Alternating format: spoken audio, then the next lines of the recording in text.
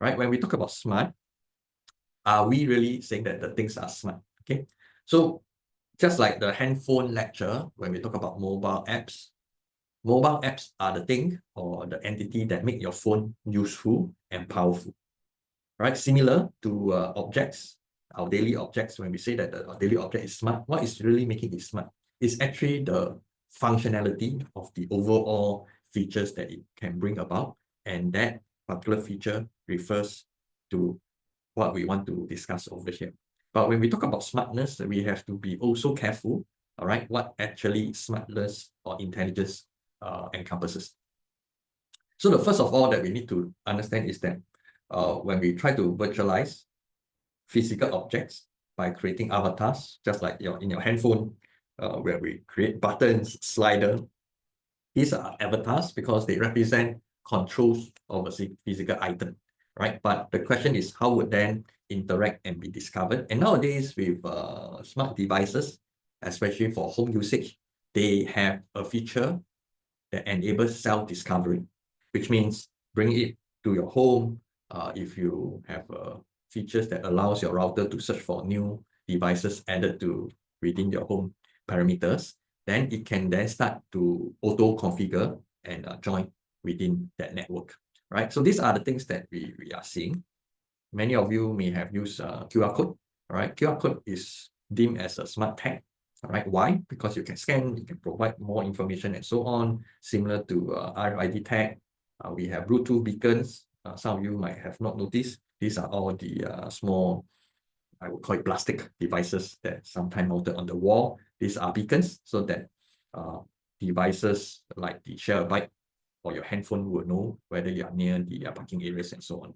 Next, we have embedded system. All right, MKI is not here. Maybe I should add MKI into this picture. So here we have the Uno, we have Raspberry Pi, which allows you to build up machines. And closer to smart home, we have the smart lighting, smart car, smart building, and smart city. So you can see that as we move up the level, the computational power, the resource, and the complexity evolve. And of course, the intensity or the amount of information and amount of data coming to achieve smart building or smart city can be enormous. So I've mentioned about QR code, so I'm not going to talk about that. But looking at an example, right? So when I was undergrad or undergraduate students like you, that was how many years? More than 20 years or 25 years ago. That time when I was still a student sitting in an LT, my lecturer has already talked about a smart refrigerator. And today, right, I'm going to talk about smart fridge. And I envy all of you because you are here to witness that there is or there are smart refrigerator around that you can buy and bring home. And why do we want to look into this area? When we look at automation, comfort, and so on, it is really happening now. All right, when you open up your fridge, when you are about to finish your meal, the camera built in within the fridge can detect, all right, knowing that your milk is running low, and then subsequently, if your fridge is tied to your e-commerce or any online shopping mall, it can then start ordering some of these goods to replenish your stocks within your refrigerator. The only part that is still missing, all right, is at your doorstep, you are still the one to bring it back into your fridge, right? Who knows, in one fine day, there will be a robot helper or robotic butler within your home that will collect for you at the doorstep from the delivery man, and then subsequently carry it back, open your fridge, and help you load it back into where these things are supposed to belong to. All right, futures, how things are going to be, no one knows, but at least when I look back, some of these things are already happening.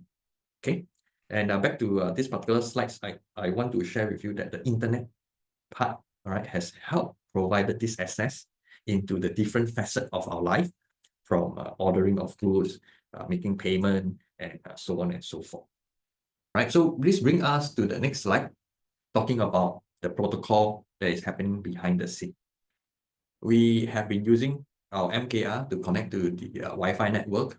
How data actually get communicated and so on, there has not been much discussion on that. All right, therefore, it's important for us to be mindful in terms of internet protocols.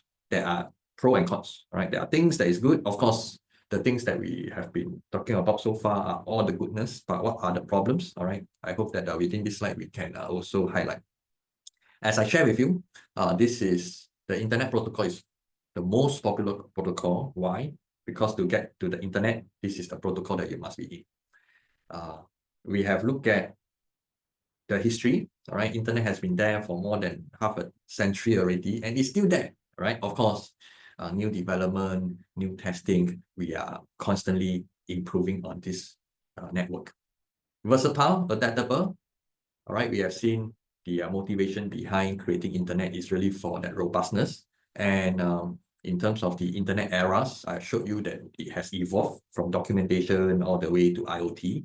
There are new features and new applications coming along. But on the downside, it is actually considered one of the heavier protocol around, right? Why is it heavy? This is because in the internet protocols, there are a lot of checks, a lot of information that has been put in to make sure that it is reliable. So of course, it is heavy because of the reliability that we want it to have, right?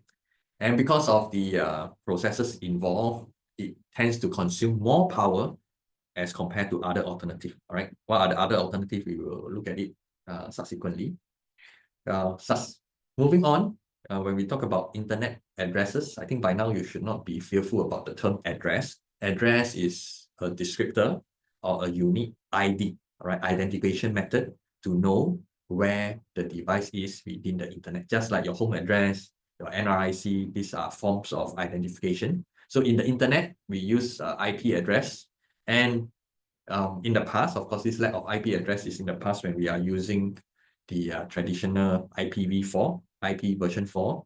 We were all so afraid that we run out of IP addresses. Now we have IPv6. Sooner or later, we will be facing the same problem of running out of IP addresses because we are putting everything onto the internet, right? Including your phone and so on and so forth. All right, so these are the things that are on the downside. So what is protocol? Right, some of you will be scratching your head, wondering, sir, I still don't know what you're trying to talk about. So protocol is just a way for us to understand the steps involved in achieving certain tasks. Okay, and what I want to do over here is to use the analogy of a transport system to share with you that if your objective in this particular analogy is to travel from one point to another point, what are the protocol, what are the different steps involved in moving yourself from one point to another point. But in this analogy, yourself is a person moving from point A to point B. But when we look at internet protocol, it's about the data or data packets moving from one point to another point. So let's focus on things that we can better relate to in the transport. If you are traveling, and if you are traveling overseas from Singapore to Tokyo, what transport will you use?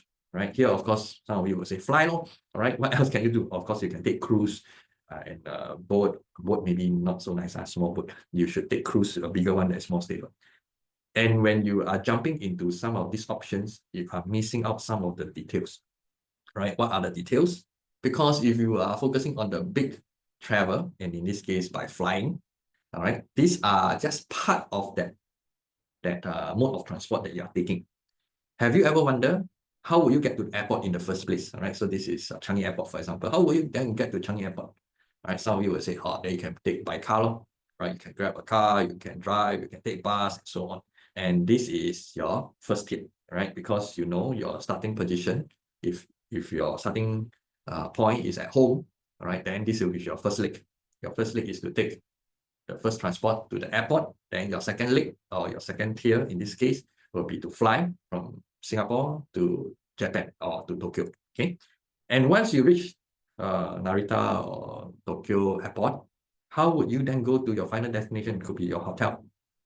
Then you would then have to look again, all right, how to close that gap, either to grab another taxi, and so on and so forth. So these are the details involved when you travel from point A to point B. And this is the part that I want you to be mindful, all right, when you first embark on embedded programming. Similar things that I want all of you to pay attention to are details, because C programming, not so forgiving. Forget a semicolon, you are going to get yourself into big trouble. forget a closing bracket, again, big trouble and so on. Therefore, when we look at protocol, we are really looking at every steps involved in the movement of yourself from one point to another point. In internet protocol, same thing. The packet of data that you are sending, we are going to examine, all right, from one point to another point, how is it going to be like? Fortunately for us, all right, fortunately for us, we don't have to go in too much of the details. I'm using the transport to give you an overview. But when we use internet protocol, it's like you sending a letter out from one point to another point. So when you are sending a postage letter, you will go to the post office, write your thing, put in the stamp, make sure that your address is correct, and the rest of the distribution is all handled by the postman, or at least the post office. And this happens exactly in the internet protocol. There are engines, there are applications that help us figure out what to do next within the next few lines. But you being the triggering of the sending of data, if you make mistake on the postage, then you are going to get yourself into big trouble. All right. Of course, the trouble is that the letter never reached the destination. All right. So in summary on the transport example, it is not going to be a flat architecture, right? There are many different ways to get from one point to another point, just like you have seen in this earlier slides: buses, train, bullet train, and so on in Japan, and etc. And therefore, back to our example about the smart home, when you have smart devices like sensors, in this case, light sensors, automated curtain, TV, and aircon, right? How would you then put all this together? And of course, in this case, within the home network, you have your Wi-Fi, you can get your Wi-Fi to get them connected. Some of you may have the luxury of smart gadgets at home. Some of you would probably read the user manual, you'll see terms like ZigBee protocol. So this is another communication protocol that smart gadgets utilize instead of using Wi-Fi. Next, imagine cars in Singapore with GPS, and this is our second gen of in-car unit, or the device that each of the car will come with. And with this new way of tracking, then it will be easier for LTA to charge tariff or impose tax on the usage of the road, right? Is it going to be easier, or is it going to be better? So there are actually different sides to the situation, all right? Every coin have two sides. Of course, having the connectivity, having to be able to track all the usage, it is good for us so that we know all the data. But when it comes to analysis, then the problem might arise, because with tons of data, do you have enough computational power?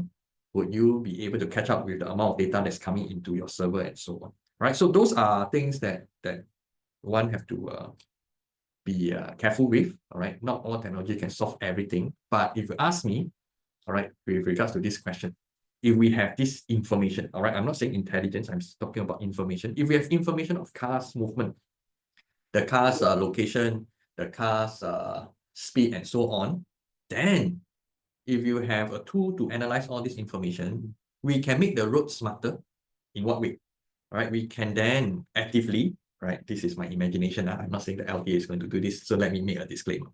If I were to have all this information, and if I have control over all the traffic lights, then what I can do, of course, through machine learning, devise the best way to have the traffic light timing to be adjusted, so that I can then clear up any of the jams and bottleneck. And some of the movies that you might have seen before, you will see that those with superpower or with control over the traffic system, all right, this is how they can enable traffic lights to facilitate certain movement down certain streets and so on. But of course, when we talk about smart city, we need the information first, right? Once we have the information, the next is how to use the information to provide intelligence, right? I say again, information are just data. They become useful only after analysis. And through the analysis, hopefully you can filter out or churn out some intelligence of what is going on to provide you with your next step, right? What do you want to do next? Okay, so back to our slide. This is where the first step to get everything connected, so that they can start communicating, start sharing of data, and then finally sending all this information around the internet. But the question here is how are data routed?